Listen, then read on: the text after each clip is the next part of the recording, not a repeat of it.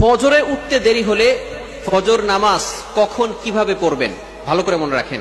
অনেক সময় আমরা নামাজ পড়ি, 5 ওয়াক্ত নামাজই পড়ি, ফজরের নামাজও পড়ি, কিন্তু অনেক সময় ফজর নামাজে উঠতে লেট হয়ে যায়। এই নামাজটা কখন কিভাবে পড়বেন?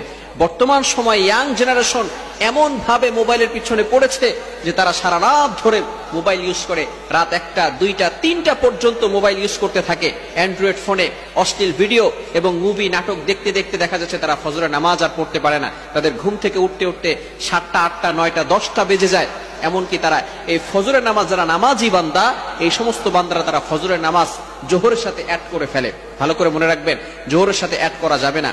যারা 5 ওয়াক্ত নামাজ পড়ে, ফজরের নামাজ পড়ে, হঠাৎ করে যদি একদিন দেখা গেল যে সে উঠতে পারে নাই, সে ঘুমিয়েছিল, এই ক্ষেত্রে সে কি করবে? হাদিসের ভিতরে আসছে, বুখারী শরীফের 597 নম্বর হাদিসে রয়েছে, আল্লাহ রাসূল সাল্লাল্লাহু আলাইহি সাল্লাম বলে দিয়েছেন, মান নামা আন সালাতিন, যে ব্যক্তি সালাতের ব্যাপারে এবং ভুলে যায়, আও নাসিয়াহা, যদি ভুলে যায় যে সে ফজরের নামাজ পড়ছে কি পড়ে নাই, আসরের নামাজ পড়ছে কি পড়ে নাই, জোহরের নামাজ পড়েছে কি পড়ে নাই, এটা যদি সে ভুলে যায়, অথবা যদি সে ঘুমিয়ে থাকে, এই ক্ষেত্রে যখনই তার স্মরণ হবে, ফালইউসাল্লিহা ইদা যাকারাহা, যখনই তার স্মরণ হবে তখনই সে নামাজ পড়ে নিবে। এই ক্ষেত্রে যদি আমরা ফজরের নামাজ দেরি করে ফেলি, উঠতে না পারি, যখনই আমরা ঘুম থেকে উঠব তখনই আমরা ফজরের নামাজ পড়ে ফেলবো, যদি মামনু, নিষিদ্ধ সময় না হয়। অর্থাৎ যখন সূর্য উদয় হয় এই সময় নামাজ পড়া যাবে না, নামাজ পড়া হারাম। সূর্য উঠে যাওয়ার পরে আপনি যখনই উঠবেন, ঘুম থেকে উঠার পরেই আপনি নামাজটা পড়ে নেবেন। ভালো করে মনে রাখবেন, অনেকে আছে আমরা মনে করি যে এখন তো নামাজ পড়তে পারি নাই, জোহরের সাথে আমরা অ্যাড করে নিব। যদি এমন চিন্তা করেন, আবার অনেকে এভাবে নিয়ত করে ঘুমায় যে আমি একটু লেট করে ঘুমিয়েছি, আমি 10টার সময় উঠে তারপরে আমি ওই 10টার সময় ফজরের নামাজ পড়ব। খবরদার, এটা কিন্তু গুনাহের কাজ হবে।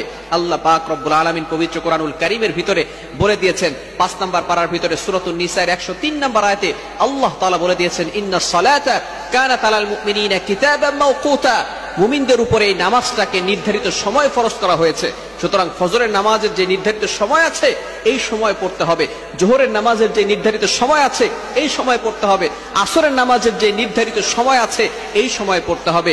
আপনি যদি ইচ্ছাকৃতভাবে নিজেই নিয়ত করে রাখেন যে আমি ফজরের নামাজ 10টা 11টার সময় পড়বো, 7টা 8টার দিকে পড়বো, তাহলে কিন্তু অবশ্যই গুনাহগার হয়ে যাবেন।